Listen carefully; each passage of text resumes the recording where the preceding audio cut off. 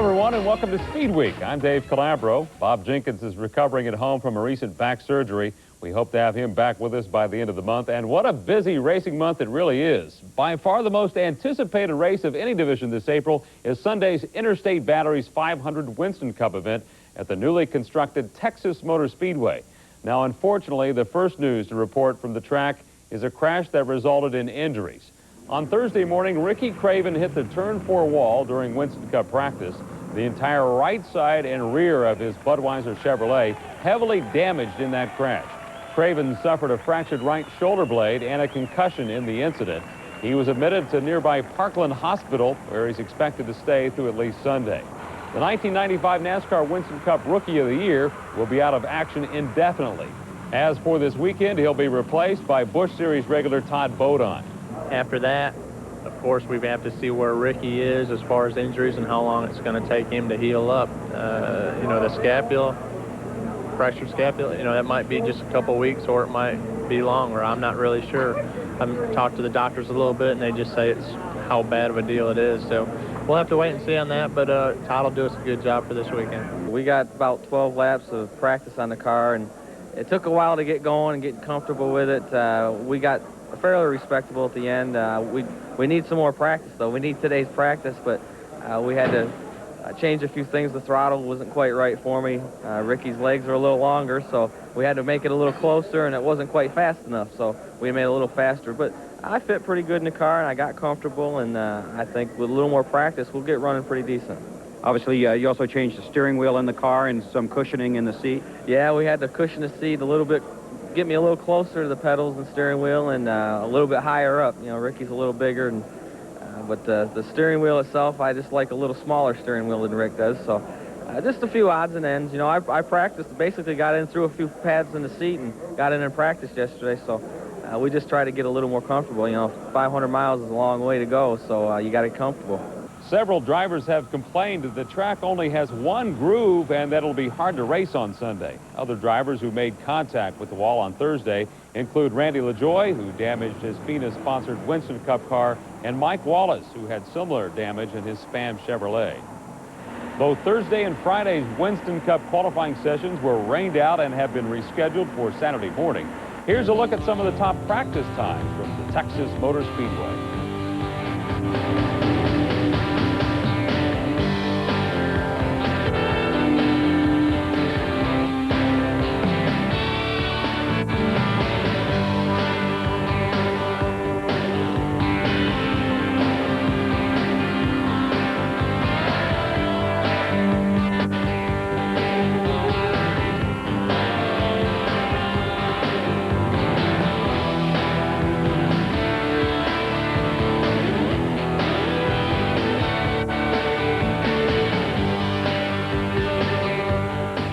The NASCAR Busch Series got its first round of qualifying in before Thursday's rainfall, and once again the Diamond Ridge Motorsports team is making some noise.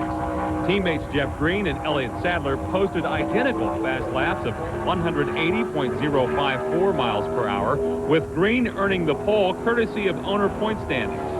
Yes, brand new race car we brought out. First laps was this morning on it, so guys did a super job to get it right. It was up to me to get used to the racetrack, man. It's a great racing facility. Really look forward to getting out here with other cars to see what we can do, but that one lap and mine and Elliott's was two great laps we set down. Sadler made it to the outside of row 1 despite a brush with the wall during the morning practice session. Elliott's brother Hermie will start inside row 2 alongside Buckshot Jones. Steve Park is the fastest rookie in the field, while Winston Cup regular Bobby Labonte will start 9th. Sunday's Interstate Batteries 500 is the first of a 5-race stretch that ends at Sonoma in early May, by which time an already interesting season and a competitive points battle will be nearly 1/3 completed, which gives even more meaning to the upcoming 5 races. The battle for the Winston Cup Championship usually boils down to only a few drivers, and the current list of competitors in the top 10 have exhibited varying performance patterns to get where they are in the standings. Take Rusty Wallace. The 1989 champ already has 1 win this season, but a 41st place finish at Daytona and a 31st at Atlanta, where he was in the wrong place at the wrong time, continues a frustrating trend for Wallace. He seems to finish either near the front or in the back with little in between. On the other hand, 6th place Mark Barton would trade in some of his consistency just to get one victory. His winless drought is now at 39 races, dating back to Charlotte in October of 1995. 3rd place and defending series champion Terry Labonte continued his consistent ways until the race at Darlington 2 weeks ago. His 13th place finish was his first out of the top 10 in 12 races. A year ago, 2nd place Jeff Gordon had 2 wins and a 42nd place finish to his credit. 5 races into the season, he also has 2 wins and a 42nd place finish at Atlanta. The one driver who is on a championship tear is Dale Jarrett. 2 wins, 1 second, and 1 third place finish have him at the top of the standings. And his 87-point lead over Gordon would be even bigger if he didn't get caught up in this late race crash at Daytona. In other news, it appears that a bidding war may be underway for the ownership of the North Carolina Motor Speedway in Rockingham. On Tuesday, Penske Motorsports announced that it had reached a definitive option and voting agreement with Kerry DeWitt, who currently owns 65% of the Speedway. However, on Wednesday, Speedway Motorsports Incorporated, which is headed by Bruton Smith, presented an alternative merger offer to the Speedway's board of directors.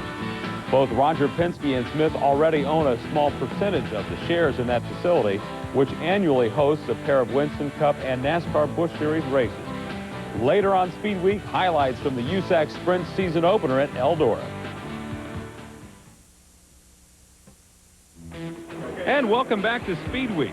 Kart rookie Walter Salas has a new owner and a new car for this weekend's event in Australia. The 26-year-old Brazilian managed a 15th place finish at Homestead last month in a 1996 Renard chassis for owner Gerald Davis. Davis, who severed his ties with Murray Craig earlier this year, is now joined up with Brazilian businessman George Sintra. And 2 weeks ago, the team received its 1997 version of the Renard. The team wasted no time. They promptly tested their new chassis with their new Ford Cosworth XD and Goodyear tire combination at Firebird International Raceway outside of Phoenix. The geometry of the suspension is a little different than last year's car, so you know, we're learning about the shocks and suspension, you know, what it likes and what makes it good over the curbs and stuff, which is, you know, what we're going to run at Long Beach. And the same at Surfers. You know, you use a lot of curbs and stuff, so we're just really working through our shock program to make the car handle better. It's looking good. The 97 car, Renard did a very good job.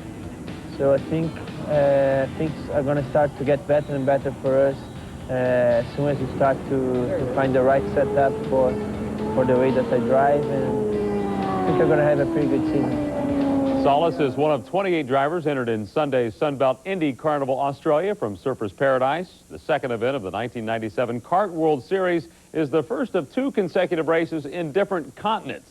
Now, Bob Barsha will be handling the play-by-play duties for ABC's coverage of this weekend, and he joins us now by phone from Australia. First off, Bob, thanks for joining us. My pleasure, Dave. What are the teams and drivers saying about this demanding travel schedule they have the next week here? Well, it's kind of funny. You walk up and down the pit lane and ask folks, and they kind of smile and shake their heads, but the teams seem to be pretty nonplussed by the whole deal. The promoter here has taken over responsibility for shipping the cars, so the teams are under instructions to get everything boxed up and into the pit lane as soon as possible after the race. They're going to truck it up and take it to Brisbane.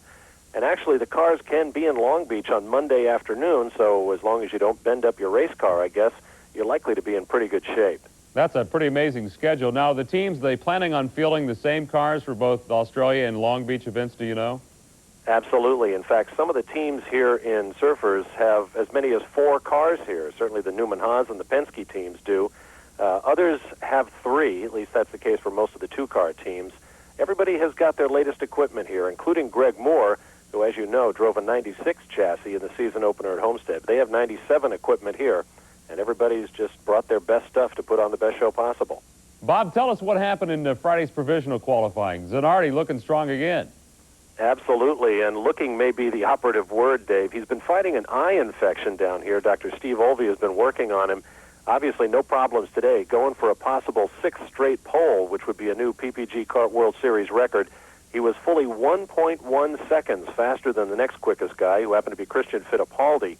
Zanardi is just looking dominant here, the only man to average over 104 miles an hour or to get to 1 minute 36 seconds on the clock. Fittipaldi gave it a good run. Both he and Michael Andretti, the winner of the season opener in Miami, are using new Swift chassis with an underbody aerodynamic treatment that they think will help them along. Third fastest was Scott Pruitt, who's a big favorite down here in Australia. And then Mauricio Gugelmin alongside Pruitt in the provisional qualifying. Then Michael Andretti and Zanardi's teammate, the defending race champion, Jimmy Vasser.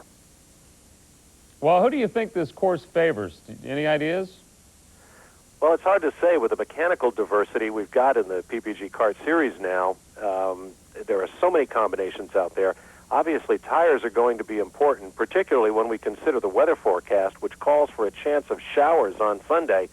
That would kind of throw all the predictions into a hat because Firestone wants to get a look at their new rain rubber. We might remember that last year Firestone's wet rubber wasn't anywhere near as good as Goodyear's. They think they've made as much as a 1.5 second improvement on average lap time with the new treaded rubber. So it could be interesting if we get wet weather on Sunday. Well, Bob, we know it's a late night. We appreciate your phone call, though. My pleasure, Dave. Bob Barsha joining us. Have a safe trip back to the States. Meanwhile, ABC's coverage of the Sunbelt Indy Carnival Australia starts at 1:30 Eastern Time on Sunday. And here's a look now at the rest of the speeds from Friday's provisional qualifying session from Australia.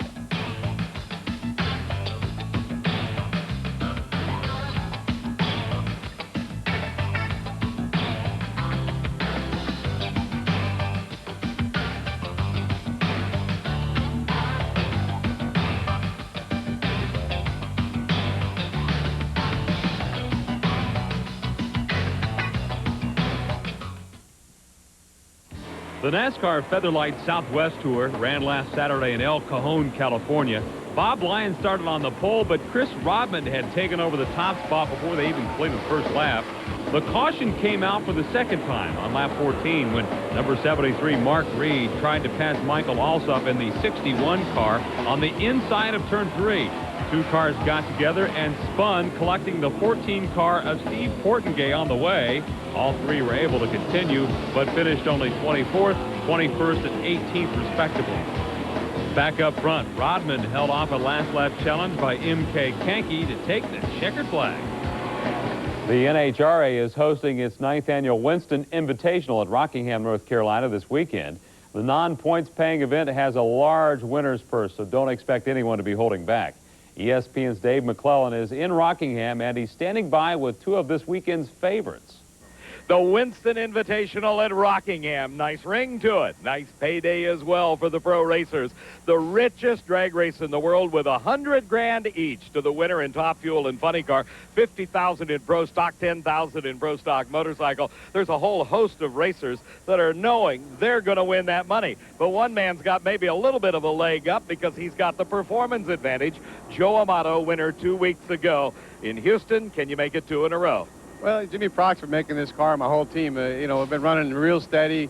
We've got both ends of the national record, but this is a whole different animal here. The track's going to be a lot hotter than we've been running on, and they don't race here a lot, so it's going to be tricky conditions. But the 100,000 wins the money, the 10,000 low ET bonus. Joe Amato likes money. We're going to go for it.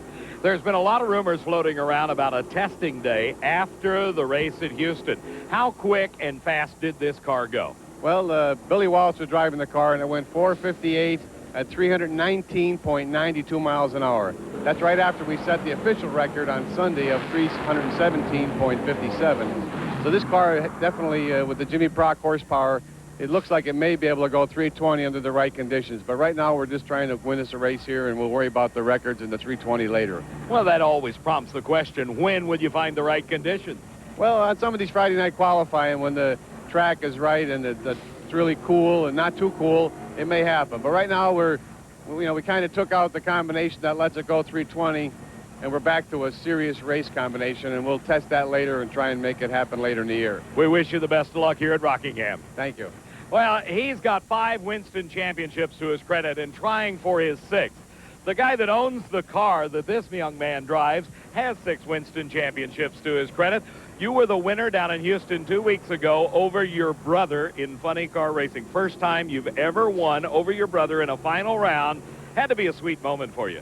Yeah, it really was to be able to do it. I think that's something the fans have been waiting for, and I like the results. I think that we really didn't run as good as we wanted to. It was almost anticlimactic that we dropped the cylinder iron to pedal it and his car blew up. So we'd like to do it again. And right now the team's got a little bit of a momentum. So business as usual. Winston puts up so much money, and the motivation's always there for us, but that's extra incentive for us to come out here and treat this like any other race. It's got to be quite an honor for Tony Pedregon to be selected to drive the John Force race car. How is John when he goes out 2 races in a row in the second round? Well, he's great. I think that he proved that he can handle it well, because I think besides being a great driver like he is, he's a great team owner. He kept the morale up with the guys, and it's great to have him in my corner. I mean, I'm probably the one that benefits most from it. You know, I hate to say when he goes out, but he's right there in my corner, and that's crucial for me. I mean, that keeps me up, because I still feel like I'm a rookie compared to a lot of the guys I'm competing against. So I like the idea that he's there right behind me. Tony, we wish you the best this weekend. Big bucks here. Oh, beautiful weather, and I think it's going to be a great weekend. Thank you very much. There's also a big story going on in Pro Stock, the continuing battle between Jim Yates and Dick Maskin. It is in the courts. There have been letters sent out to sponsors, sanctioning bodies, and race promoters about who the money should be paid to. This is one that's going to take a good bit of time to finally resolve. The Pro Stock racers at the Winston Invitational stole the limelight on this Friday night qualifying session. A Dodge qualified number 1, Scott Jeffrey, on 694 at over 198.5 miles an hour. This, the quickest field in history. The 16th car is the other Dodge, Darrell Alderman, at 7 seconds flat. All right! Dale Lakey, that's all I can say. It's about time, right? I've been at DNQ how many races in a row? It was the final run by a funny car in the nighttime session that yielded the quick elapsed time. Jeff Aaron at the wheel of the Texas Stagecoach, entry of Al Hoffman, still rehabbing after the accident in Gainesville. Aaron set low elapsed time at 5:07 at over 287 miles an hour. Like their nitro-burning counterparts in funny car, the top fuelers faced with an 8-car field here at the Winston Invitational, and of course $10,000 up for grabs from Jersey's Activewear for all 3 pro categories. Who's number 1? The Team Winston machine of Gary Selzy, 464, a speed of over 296 miles an hour. For SpeedWeek, I'm Dave McClellan. We begin this week's short track open wheel segment with highlights from the World of Outlaws visit to Tulsa, Oklahoma. Sammy Swindell in the blue number 1 started on the pole for Friday's 30-lap main event. He took the lead at the start and was never challenged after that. Dave Blaney and Andy Hillenberg battled throughout the night for the second spot. Here, Blaney takes the position briefly before Hillenberg gets it back in turn 4. Blaney would eventually get around Hillenberg for good, but he was disqualified for the second time this season with a broken buckle. Sammy's only close call came when he made contact with Stevie Smith, who was trying to avoid the stopped car of Don Grout Jr. Sammy was still dominant after the restart as he cruised to his 3rd World of Outlaws victory of the year. The following night in Oklahoma City saw Leonard Lee slam hard into the turn 1 wall. His car was heavily damaged, but Lee was able to walk away unhurt. By the start of the 4th heat, the winds had reached 60 miles an hour. A few minutes later, several of the track's lights went out, forcing track officials to postpone the race. It's been rescheduled for June 24th. Also on Saturday, the NARC Series visited San Jose Speedway for their 5th event of the season. At the start of the 30-lap feature, Jim Carr used the outside line to get ahead of Brent Kading through turn 1 and secure the early lead. The first caution came out just 2 laps into the race when Steve Kent spun in the 4th corner. Then Craig Smith in the 39 car was unable to avoid Kent and nailed the stopped car. Later on lap 22, the number 36 of Sean Finn did a 360 right there in the same spot. Finn was able to keep on going, but the incident backed up traffic in front of the leaders, Kading and Kevin Pilot. Kading got caught in this traffic, and Pilot in the 14 car was able to get around him on the next lap. But with just 5 laps to go, Kading returned the favor when Pilot got stuck behind Kading's son, Bud. This allowed Brent to slingshot past the leader to retake the top spot. The elder Kading held off Pilot for the remaining laps to record his 2nd NARC victory in a row. USAC Stoops Freightliner Sprint Car Series kicked off the 1997 season at the world-famous Eldora Speedway in Ohio. Among the 42 cars on hand was defending series champion Brian Tyler. When you think of Eldora, you think Hewitt, and Jack was on hand with both his sprint and modified. California visitor Corey Cruzman battled engine problems all night and missed the feature. The night's only caution flew in a heat race when Mark Casella's right rear tire exploded. He returned to start on the pole for the feature. Casella got the jump on the initial start of the 30-lap main event, but fast qualifier Gus Wasson spun in turn 2, necessitating a complete restart. The second time around, Dave Steele tries to pass Casella up high, but bumps the fence at turn 1 and drops back. He finished 8th. On lap 5, Kevin Thomas moved to the lead and looked to be in control. But on lap 12, Kevin Huntley, in another white number 3 car, blew past Thomas for the top spot. Huntley drove away to his second career USAC win 1 week after losing his ride on the All-Star Circuit. I was running the car really hard. I mean, I was on the edge of crashing the whole time. But then I was able to catch him, and he slipped up a little bit in turn 2, and I got by him. And then I kind of calmed down just a little bit to keep him crashing. What are your plans now for the next few months in your season here? At this moment, I don't have any plans. I'm looking for something to do. Just hopefully something good will come along. Here's some good news for all of you open wheel fans. ESPN 2's Thunder kicks off Wednesday night at 11 o'clock Eastern with live coverage of USAC's Western States Midgets from Paris, California. Now let's take a look at the CarQuest racing calendar.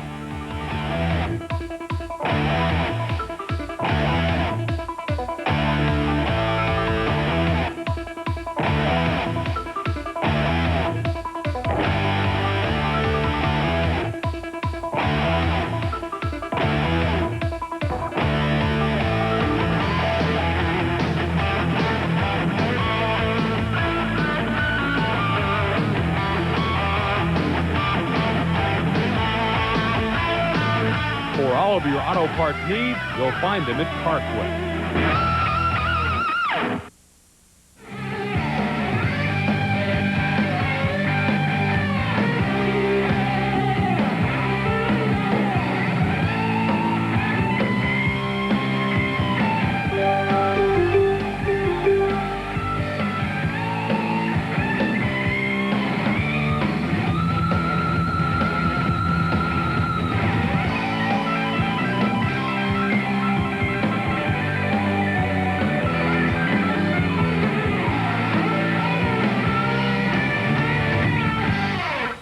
And that'll do it for this edition of Speed Week. I'll be back again next week, and we'll have a preview of the Winston Cup race at Bristol Motor Speedway, plus highlights of the Thunder season opener from Paris, California. We leave you tonight with various racing highlights from the month of March. Have a great weekend.